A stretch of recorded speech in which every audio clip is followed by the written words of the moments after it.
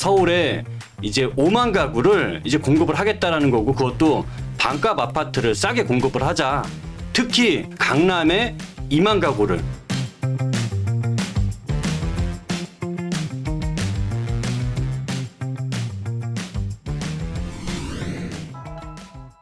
자, 그래서 자, 어쨌든 트럼프보다는 결국 부동산은 수요 공급이 2025년도에 가장 중요한 이슈가 될 것 같고, 그 공급 부분에 있어서만큼은 이 서울이 네. 굉장히 부족하다는 거는 저희가 뭐 워낙 누누이 말씀드렸으니까 누구나 다 아실 거고, 이런 부분들 때문에 정부에서 특단의 조치를 내놨습니다. 그렇죠. 그죠? 이 특단의 조치, 정부가 야 도저히 안 되겠다. 그러니까 지금 뭐 대출 규제로 서울의 부동산 가격이 하락으로 돌아섰다. 그래서 이제 하락론자 분들은 서울에 큰일 났다. 이제 다 망했다. 뭐 이런 나오죠. 네. 우리가 한동안은 볼 수 없었던 이런 문구들이 이제 등장하기 시작했단 말이에요. 근데 그런 문구들이 돌아설면서 많은 분들이 위기감을 느꼈어요. 근데 그럼에도 불구하고 이번에 정부에서는 네. 그린벨트 해제. 그렇죠. 그죠? 그래서 뭐 신도시급 아파트 5만 가구를 짓겠다라고 했는데 대책을 만든 이유가 공급 대란에 대한 대책이다. 아니 그렇게 딱 찍혀서 나왔잖아요. 그렇죠. 빨리 서둘러서 공급해야 된다. 그래서 서울에 아파트를 짓겠다. 네. 근데 이게 서울의 집값을 잡을 수 있을까? 이런 부분들을 이제 저희가 이제 들여다봐야 되잖아요. 맞아요. 그래서 과연 이번에 속보입니다. 어제 나온 대책이죠. 그렇죠. 이제 어떤 내용인지 우리 이꼰대님이 준비하셨습니다. 한번 얘기해 주시죠. 그렇죠. 이제 서울의 집값을 가장 좌지우지할 수 있는 게, 우리 좀 전에도 강남에 대한 집값을 얘기를 한 거고, 이 강남에 대한 집값을 사실 컨트롤할 수 있어야 결과적으로 서울의 집값을 안정화시킬 수가 있는 부분인 건데, 이 전 정부도 그렇겠지만 뭐 세금을 가지고서도 컨트롤을 해봤고 사실 대출로도 해봤지만은 약발이 또 잘 먹히진 않는단 말이죠. 그리고 특히 강남 같은 경우에는 세금으로 때려잡아도 안 잡혀, 대출로 때려잡으려고 해도 안 잡혀. 그러다 보니까 결과적으로는 잡을 수 있는 게, 야, 강남에다가 주변에 반가 아파트를 싸게 공급을 하자. 그것만이 방법이다라고 해서 나오게 된 게 서울에 이제 5만 가구를 이제 공급을 하겠다라는 거고, 그것도 그린벨트를 풀어서 반값 아파트를 싸게 공급을 하자. 특히 강남 주변에가 가장 이제 집중을 많이 시켜야 되는 건데, 그러다 보니까 강남에 2만 가구를, 그것도 이제 강남 서초에 인접한 지역에 2만 가구를 이번에 공급하겠다라고 발표를 한 거고요. 지금 여기 지도에서 보시는 요 위치, 거기가 가장 이번 그 그린벨트 해제 지역에서 핵심 지역이라고 할 수 있는 겁니다. 그래서 결국 여기에다가 반가 아파트를 공급을 해야 이제는 강남 아파트 가격을 잡을 수 있다라고 보는 거고요. 자, 보니까 진짜 강남에 있네, 위치가? 강남이죠. 강남구 정확하게는 서초구. 서초구가 뭐 강남구죠, 뭐. 그렇죠. 네. 강남 서초를 강남이라고 부르죠. 그러니까 제가 항상 강남의 집값이 너무 많이 뛰어서 문제잖아요. 네. 그래서 강남을 집값을 잡으려면 강남의 택지 개발해서 강남에 아파트를 지어야 된다. 제가 그 얘기를 라이브 때 누누이 얘기 드렸어요. 그렇죠. 제 얘기를 들은 거네. 맞아요. 네, 들어서 이제 좀 더 일찍 했으면 좋았는데. 거의 제 얘기대로 가고 있습니다. 시장이. 근데 예. 좀 일찍 들어서먹고 그렇지. 죄송합니다. 일찍 그걸 반영을 해서 대책을 세웠으면은 좋았을 텐데 왜 김건대 얘기를 이렇게 늦게 듣는지 좀 아쉽습니다. 제가 올 초에도 이 대출 규제 때문에 하반기 부동산 시장 흔들릴 수 있다는 말씀 드렸어요. 맞습니다. 아마 저희 라이브를 보신 분들은 아마 기억하실 거예요. 그렇죠. 그래서 이 대출 규제로 역시 하반기 부동산 값이 흔들렸었고, 그때 모든 전문가들, 모든 다른 데서는 하반기 때 부동산 시장 좋다고 했어요. 근데 저는 대출 규제 때문에 분명히 흔들린다고 얘기했거든요. 네. 이 부분이 있었고, 그 다음에 강남의 집값을 잡으려면 저는 이제 그린벨트를 개발해야 된다. 라고 강남의 그린벨트를 얘기했고, 그거를 저는 뭐라고 했냐면, 지금처럼 이거 강남 그린벨트 만들었을 때 언제 아파트 들어올지 모르잖아요. 그렇죠. 그죠? 근데 이거를 저는 미리 사놓으라고 했거든요. 그렇죠. 땅 미리 사서 거기다 나무 심어놓고 있다가, 그리고 모든 것들을 갖다 집을 지을 준비 다 해놓고, 그럴 때 이제 강남 집값이 뛰면은 거기 한 10,000 가구 짓는 거예요. 그러면 잡히잖아요. 공급하고. 그쵸, 바로 또, 잡히죠. 예, 거기다 또 다른 것도 또 다시 또 집값 뛰면 또 공급하는 거야. 그럼 땅을 미리 확보하면 바로 질 수 있잖아요. 맞죠. 보상 이미 다 끝내놓고. 그렇죠. 근데 여기는 이제 시작한다는 거잖아요. 그렇죠. 문제점이 많겠네. 아무래도 미리 해놓으면은 토지 보상도 예전에는 10조 나갈 거를 이제는 30조 줘야 돼. 맞아요. 그러니까 그걸 이제 미리 계획하고 준비했었으면은 비용도 적게 들어가고 집값도 작고 경제도 안정되고 많은 사람들한테 집을 공급하는 기회도 생기고 일석삼조 4조 5조가 될 건데 이게 너무 아쉽다는 그 거예요. 말을 좀 들어야 돼요. 제가 그 반포의 아파트 60억 찍었을 때도 소리 들고 쫓아가세요. 60억 찍었을 때 저는 그거 걱정하지 말라고 해서 떨어진다고. 네네. 그러니까 50억 떨어졌고 저는 더 떨어진다고 봐요. 실제로. 그러니까 그 제가 봤을 때는 반포의 아파트 비싼 것들은 한 40억 정도 보시면 될 것 같아요. 40억. 그 40억도 좀 더 내려야 되는데 일단 높게. 40억 되면 살 거잖아요. 그렇죠. 40억을 좀 아니 그전에는 생각도 안 했는데 이제는 싸게 느껴져 40억이. 어쨌든 이제 그런 부분들 죄송합니다. 제가 말을 끄는 것 같아요. 계속 하겠습니다. 네. 그래서 이제 특단이 한마디로 강남 아파트를 잡겠다라는 특단의 대책이 나오게 된 거죠. 우리 과거에 MB 정권 때 보게 되면 그때 보금자리 주택 공급을 했었고요. 그렇죠. 제가 거의 한 10년 됐네요. 10년이 넘었나? 2011년. 네. 그러니까 그때 15년. 전체 21만 가구를 이제 공급을 하게 됐고요. 그 2만 4천 중에서 가구. 예. 서초하고 강남에는 10% 수준인 2만 4천 가구를 그때 공급을 하게 된 거죠. 아. 그것도 서초 안에 강남 안에 세곡지구, 내곡지구, 우면지구는 다들 아실 겁니다. 이때 기억나. 이때 최초로 우리가 강남 아파트가 떨어진 때잖아요. 그쵸. 그죠? 이때 20평대 아파트가 4억대였고요. 30평대 아파트가 6억대에 공급됐어요. 그러니까 그때도 비싸다고 했어요. 맞아. 말도 안 돼. 여러분, 지금 여러분들, 생각하면은 아까 누가 타임머신 타고 김노희님이 타임머신 타고 과거로 가서 땅 쓸어 담고 싶다고 했잖아요. 네네. 김노희님 2011년 돌아가면 땅을 쓸어 담으실래요? 여기 세곡동에 아파트 쓸어 담으실래요? 아파트를 사야죠. 땅은 보상받고. 할 게 너무 많다. 네. 할 게 너무 많다. 할 게 너무. 자, 그러면 실제로 우리 예전에 MB 때처럼 이번에 이 공급 자체가 강남 집값을 잡을 수 있을까? 진짜 그게 가능할까? 라는 걸 이제 보게 되면은 많은 분들이 야, 이거 빨리 되겠어? 여기 우리 댓글에서도 이렇게 올라오는 걸 보면은 사실 3기 신도시 요번에 토지 보상 같은 경우에도 이 전 정부에서 시작을 한 게 이 전 정부죠. 이번 정부에서 그것도 2년 지난 다음에나 이 토지 보상이 끝났단 말이죠. 그렇게 본다면은 사실 여기에서 정부가 발표한 이 절차대로 31년도에 입주가 이게 현실적으로 과연 가능할까? 사실 토지 보상하는 데만 기간이 상당히 걸릴 것 같고 여기서 분양 일정이나 입주 일정까지 간다면 최소 못해도 한 35년은 돼야 이게 입주가 되지 않을까? 굉장히 좀 시간 자체가 좀 지연될 수 있다라고 생각이 됩니다. 그러면 35년까지 공급이 안 된다는 얘기가 되잖아요. 그렇죠. 그럼 그 사이에 강남 집값은 어떻게 잡습니까? 못 잡는 거죠? 못 잡는 거죠? 어떻게 잡습니까? 그러면 이게 대책이 실효성이 있다 없다는 뭐 이게 이명박 정권에서 공급을 많이 해서 네. 그 혜택을 박근혜 정부 때 봤어요. 정권이 네네. 그때 이제 집값이 많이 하락을 했잖아요. 네네. 그 다음에 이제 마찬가지로 이제 공급이 없어지면서 그 문재인 정부 때 또 뛰었고 문재인 정부 때는 또 집값이 남아돈다라고 해서 이제 공급을 안 했는데 그때부터 이제 하반기 때 뛰기 시작했죠. 근데 요번도 마찬가지. 이번에 이제 윤 정권에서 요 아파트 공급을 하잖아요. 네. 그럼 윤 정권 때는 이 혜택을 보기 힘들어요. 그렇죠. 이제 다음이나 다음 정권 다음. 때 이제 그때 영향을 보는 거죠. 항상 그렇게 이제 반복됐다는 걸 여러분이 기억하시면 될 것 같아요. 그렇습니다. 그리고 이제 뭐 실제로 이제 그 이후에 입주가 된다라고 했을 때는 분명히 지난 우리 MB 정권 때 했던 보금자리 주택처럼 좀 단기적으로는 분명히 시장의 영향은 있을 것 같아요. 그러면 이렇게 세곡이나 우면에 공급이 되면 반포 아파트, 압구정동 아파트 집값 잡힙니까? 거기 잡히겠습니까? 거리가 멀어서 이게 세곡지구 우면지구는 네. 강남 제일 밑에잖아요. 그렇죠. 그리고 이제 반포나 압구정은 한강변에 있잖아요. 그 몰라서 그러니까 요즘은 네. 잠실까지 한강변이 굉장히 핫하잖아요. 그렇죠, 그렇죠. 그래서 이제 거리가 있는데 이 개포동의 아파트는 좀 잡히지 않을까? 바로 근처니까. 그래서 네. 그 결과치를 한번 보여드리도록 할게요. 제가 그 당시에 세곡지구 입주할 때 시기 여기서 빨간 선이 세곡지구가 입주했을 때입니다. 이후에 가격을 보니까 확실히 강남 개포 주공아파트 시세를 봤더니 좀 주춤해졌네요. 결국 지속적으로 계속 그린벨트를 풀어서 공급할 수 있는 상황이 안 되잖아요.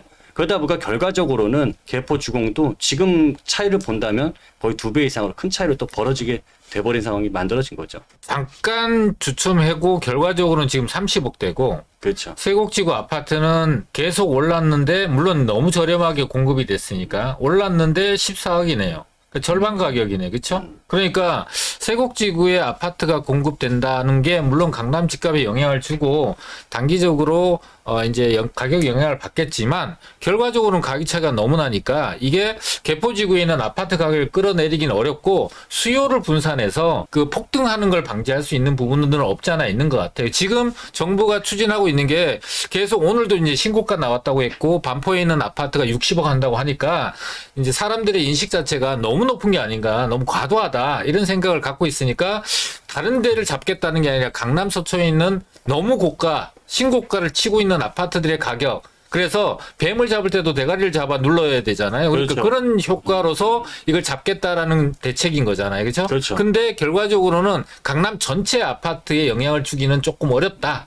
그래서 또 입지적으로 개포나 대치는 그 학원가라는 특별한 게 있고 또 대단지의 아파트 형성이 됐고 인프라가 다르니까 그런 가격 차이는 강남 내에서도 계속 유지가 될 수밖에 없는 거네. 그렇죠? 네. 그리고 이제 꼭 강남이 아니더라도요. 이 보금자리 주택이 이제 공급이 됐을 때 강동구에 있는 명일동 아파트하고 강동구의 강일지구 아파트를 좀 비교해 보더라도 이게 분명히 영향은 줬습니다. 입주가 들어갈 시기에 저 빨간 선이 있는 거기 영향은 줬는데 그 이후에 결과적으로는 이 가격 자체도 크게 좀 벌어지는 게 사실 시장에서는 지금 양극화에 대한 효과도 상당히 크고 좋은 입지 쪽으로 사람들이 수요 쏠림이 있다 보니까 결국엔 이 가격 차이를 결국 벌릴 수밖에 없다. 이게 이 강일지구라든지 이런 보금자리 주택지구가 공급이 된다 하더라도 거기보다 상급지에 있는 지역의 가격을 크게 영향을 주기는 어렵다라고 보는 게 결과적으로 보는 게 맞을 것 같습니다. 근데 이렇게 보금자리 주택에 나오는 주택들은 이제 주변 시세 대비해서 굉장히 저렴하게 내니까 만약에 내가 그 아파트를 받을 수 있는 자격이 되거나 기회가 주어진다면 저는 받는 게 맞다고 생각이 돼요. 아, 그렇죠. 왜냐하면은 보시다시피 아까 세곡에 있는 아파트가 지금 14가잖아요. 그런데 예전에는 이거 6억 했거든요. 그걸 가져하면은 투자금 대비 또는 수익률로 따져도 절대 뒤처지는 가격대는 아니에요. 여기가 10억이 30억이 됐고 6억이 14억이 되니까 6, 3, 18이니까 3배는 아니더라도 상승률의 차이는 나더라도 2배 이상은 올라 있잖아요. 그러니까 그렇게 본다면 만약에 내가 예전에 언제 31년도 또는 뭐 35년도 입주가 가능하고 분양이 뭐 30년도에 된다면 그건 청약을 노려볼 수 있는 분들은 그걸 망설이지 말고 노려봐야 된다고 생각이 돼요. 근데 이제 늦어지는 만큼 우리가 그 사이에 가격이 계속 올라갈 거니까 가격이 올라갈 때 계속 이 청약 그 세곡지구나 우면지구에 나오는 이 공공 아파트 싼 아파트를 받겠다라는 목적으로 계속 이것만 바라보고 앉아 있는 사이에 시장의 변화, 가격이 상승이 됐을 때 그 기회를 계속해서 놓쳐왔다라는 걸 지금 후회하고 계신 분들이 되게 많은 거예요. 그러니까 이 공공주택이 공급되는 게 늦어질수록 강남의 집값이 잡는 시기는 늦어질 거고 그 사이에 우리는 또 새로운 기회를 많이 모색을 해봐야 되지 손 놓고 앉아 있는다고 정답은 아니라는 것이죠. 그렇죠. 제 생각은 그렇습니다. 이게 어차피 분양 자체가 앞으로 한 5년, 6년 후의 일이잖아요. 그렇죠. 여기서 이제 중요한 건 뭐냐면은 정부가 강남 턱밑에다가 그러니까 신도시급이잖아요. 네. 그죠? 이렇게 2만 가구의 아파트를 짓겠다고 했단 말이에요. 이 이유가 뭐냐면은 이 서울에 공급 대란이 올 거다. 2025년도에. 그래서 지금 요게 정부 입장에서는 2029년, 2030년에 그래도 분양 그나마 할 수 있는 거잖아요. 근데 그게 지금 2025년에 공급 대란이 있어. 근데 그렇죠. 분양은 2029년, 30년에 해. 그럼 4년, 5년 후의 일이니까 이게 연관이 거의 없잖아요. 네네. 근데 지금 이렇게 서둘러서 하는 이유가 어떻게 하든 공급 부족 대란일 때 심리적 공급이라도 좀 하려고 하는 거예요. 심리적 공급. 네. 그러니까 마음이 불안한 거지. 그러니까 이제 모든 부동산 시장의 초점은 서울의 공급 부족에 맞춰져 있다고 보시면 돼요. 이 부분이. 거기에다가 이 공급 부족에 의해서 부동산 가격 양극화를 끌고 나가는 게 강남이다 보니까 네. 강남 집값을 제일 먼저 잡고 싶은 거야. 제가 라이브 할 때 누누이 말씀드렸잖아요. 정부의 목적은 뭐냐면 여러분들이 요거 한 가지만 기억하시면 돼요. 정부의 목적은 뭐냐면 강남 집값은 끌어내리고 강북의 집값을 끌어올리는 거예요. 네. 이게 정부의 목적인 거야. 근데 지금 정부가 대출 규제에 뭘 하잖아요. 강남의 집값은 못 잡고 강북의 집값만 잡고 있어요. 자기네가 끌어올리려고 하니까. 그러니까 자기네도 어떻게 해야 될지 모르는 거야, 지금 정부에서. 맞지. 그러니까 이제 공급하고 뭐하고 여러 가지 지금 정책이 혼재 섞여 있어요. 그러니까 여러분들이 그걸 조금 아셔야 돼요. 그러니까 하락론을 얘기하시는 분들 같은 경우는 항상 얘기하는 게 우리가 1번이 잃어버린 30년. 이거를 얘기해. 우리가 그렇게 올 수도 있다. 근데 이게 잃어버린 30년이 오려고 한다면 지금 이런 신도시죠. 네. 이런 그린벨트 훼손에서 이 아파트를 갖다가 50만 가구 정도 지으면 돼요. 그쪽에다. 그리고 50만 가구 짓고 도심 있죠. 도심을 아예 개발을 안 하면 돼요. 그러면 도심의 집들은 다 낡아지잖아요. 그렇지. 그리고 외곽에 새 아파트가 들어서잖아요. 그러면 돈 있는 사람들이 전부 다 새 아파트로 가요. 그럼 이렇게 하면 일본처럼 되는 거예요. 그러니까 일본이 이렇게 된 거예요. 일본이 외곽에다 신도시를 만들고 도심 개발을 하지 않았어요. 그러니까 도심은 낡아진 거지. 그 외곽은 새 거야. 그럼 어디로 갈까 부자들이? 새 걸로. 새 걸로 가는 거예요. 사기 좋은 대로. 근데 이 외곽은 공급 원가가 낮잖아요. 네. 서울 일본 도심도 공급 원가가 굉장히 높아요. 거기다 집을 안 지었으니까. 근데 여기서 전제 조건이 뭐냐면 교통이 연결돼야 돼. 교통이. 그러니까 일본은 그렇게 교통이 굉장히 많이 발달되어 있는 거야. 그럼 우리도 이렇게 일본같이 잃어버린 30년을 만들려고 한다면 단순하게 세곡지구 내곡지구 개발해도 아까 보셨잖아요. 가격 차이. 안 올라요. 뭘 해야 돼요? 교통을 연결해 줘야 돼요. 그럼 얼마나 오랜 시간이 걸리겠냐고. 근데 정부에서 정말 바보같이 못하는 게 뭔지 알아요? 이 9호선 있죠. 네. 9호선 하나만 연결을 하더라도 지금 강동의 외곽을 타고 연결하고 있어요. 이 9호선은 하남으로 연결시켜야 돼요. 그래 미리 거기다 길을 열어놔야지. 나중에 거기 신도시를 개발할 때 거기다가 지하에다가 그 역사 하나만 미리 만들어 놓으면은 거기 나중에 신도시만 개발하면 역세권 신도시가 되는 거예요. 근데 그거를 도심으로 일부러 교통 부족하지 않은 데 연결해 놓는 거지. 이게 얼마나 바보 같은 거야. 그러니까 미리미리 교통을 연결할 때 신도시라는 거 공급을 할 거를 예상하고 만들어 놔야 돼. 그러면 일본처럼 잃어버린 30년을 만들 수 있는데 그게 가능하냐고요. 불가능한 거지. 왜냐면 그렇게 하다가 누군가 나서서 도심 하나 다 낡아졌잖아요. 도심이. 그럼 도심 낡은 거 하나를 갖다가 비싼 돈을 들여서 재개발을 해. 새 아파트를 지어. 그 비싸게 분양을 해. 그럼 누군가 부자는 있을 거 아니에요. 도심에 살고 싶은 그렇죠. 부자. 그 부자가 들어와서 사는 순간에 그 일대가 개발되기 시작해요. 그 외곽은 또 사람이 빠져나가는 거지. 그러니까 일본에 잃어버린 30년? 일본이니까 가능한 거지. 이걸 한국하고 상황도 모르면서 부동산 시장의 부자도 모르면서 그거를 똑같이 대입한다는 거예요. 그럼 그러려면 신도시에 30만 50만 가구 공급해야 되고 거기다 지하철 다 연결해야 되고 도심 개발, 재건축, 재개발 다 멈춰서 거기엔 낡은 집만 갖다 놔야 돼요. 그러면 부자들이 밖으로 다 빠져나와. 그러면 일본에 잃어버린 30년이 가능한데 서울은 불가능해 이 사람들아. 답답해 죽겠어 아주 그러니까. 그러니까 우리가 노려야 될 거는 이런 부분들에 있어가지고 정말 확실한 거, 한 가지 확실한 거, 우리가 팩트만 보면 돼, 팩트. 2025년부터 서울의 주택이 공급 대란이 일어나요. 부족해요. 그 중에서 정부가 할 건 뭐냐면, 서울시나 정부나, 그러면은 개발을 빨리 시켜줘서 심리적 공급이라도 해줘야 돼요. 그러면 심리적 공급을 가장 많이 할 수 있는 게, 자, 신통이라고 해서 우리가 넓게 많이 개발했어. 조합은 많이 해서. 왜냐면 사람들 넓은 대단지 좋아하잖아요. 그렇죠. 그 대단지 개발을 했더니 잘 돼요? 힘들죠. 정말 오래 걸리잖아요. 오래 걸리죠. 그러니까 그리고 지금 이 아파트 개발 안 되는 이유를 보니까 이제 사업성이 안 나온대. 추가 공사비가 부담금 올라가니까 추가 부담금 때문에. 그러면 어떻게 해요? 그걸 없앨 수 있는 방법은 비싸게 용적률을 올려주는 거예요. 그렇죠. 용적률을 높여줘서 200가구 지을 거 400가구 지으면 어때요? 사업성이 좋아지죠. 사업성 좋아, 추가 부담금 없죠. 거기 아파트 값 떨어지죠. 그렇죠. 그래서 정부에서 선택할 수 있는 건 뭐예요? 역세권. 네. 역세권에다가 높은 용적률을 개발을 시켜주는 게 정부의 선택할 그거밖에 없어요. 네. 아파트 값을 잡으려면. 안 그러면은 지금 서울의 평균 아파트가 뭐 12억, 13억 하잖아요. 15억짜리 아파트 지어야 돼. 16억짜리 아파트 지어야 되고. 김노희님이 왜 이렇게 화를 내냐고. 왜 화를 내냐면 답답해서. 이 정보 전달이 잘 안 돼서. 앵그리 키다리. 앵그리 키다리 아저씨. 그래서 자 여러분들 2025년도에 주목할 건 뭐냐면 역세권 개발, 역세권이에요. 서울의 역세권, 특히 이 상급지들의 주변 지역. 그 역세권들은 개발하면은 진짜 고가의 아파트를 용적률 400%, 500%로 지을 수가 있으니까 이거는 그 진짜 뭐라 그럴까 정부에서 주는 선물이고 그 선물을 놓치면 안 됩니다. 그러니까 뭐 하락론자가 뭐 얘기하고 뭐 하고 하는 거는 여러분들 좋은 기회를 다 뺏어가는 거예요. 제가 그래서 흥분하는 거야. 정말 좋은 기회를. 그래서 여러분들이 자 2025년도 주목해야 될 거는 뭐냐면 어디라고요? 역세권이죠. 역세권. 예, 역세권. 아, 딴 생각하고 있었어요. 예, 역세권 쪽으로 한번 누르시면 될 것 같습니다. 지금 여기 이제 홍콩 언니님이 그거 분양 받으려면 무주택으로 10년은 더 버텨야 할 듯 크크크 하셨는데 그렇죠. 또 이 얘기죠, 이 그렇죠. 얘기. 김노희님도 그놈의 공공 애유 이게 지금 내년 이제 올해 다음 달이죠. 다음 달부터 이런 여러분들의 이 고정관념 자체가 확 바뀌는 시장이 와버려요. 뭐가 오냐면 이제 비아파트 같은 경우, 빌라 같은 경우 공시가 5억 이하면은 이전까지만 하더라도 민영주택만 청약을 들어갈 수 있었어요. 여기 무주택 인정받는 분들이. 근데 이제는 공공주택까지도 전부 다 들어갈 수 있게 완전히 바뀌어버립니다. 그러면 이 빌라 시장의 판도가 다음 달부터는 이 사람들이 생각하는 부분하고 완전 180도로 바뀔 수 있기 때문에 이거를 지금 같이 병행해야죠. 우리가 청약도 하면서도 비아파트 가지고서 재개발까지 지금 말씀하신 역세권 개발까지 가져가면 우리 어떻게 보면 두 마리 토끼를 둘 다 보험을 들고서 가져갈 수 있는 방법이 되는 거잖아요. 그러니까 저는 이런 부분들을 바뀌는 변화에 따라서 시청자분들이 놓치면 안 될 것 같습니다.